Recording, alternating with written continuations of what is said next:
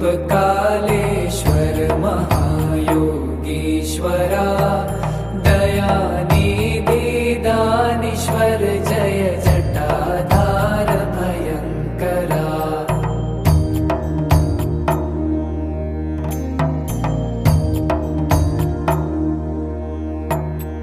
शूलपाणी त्रिशूलधारी औगणी बाघंबरी जय महेश त्रिलोचनाय विश्वनाथ विशंभरा।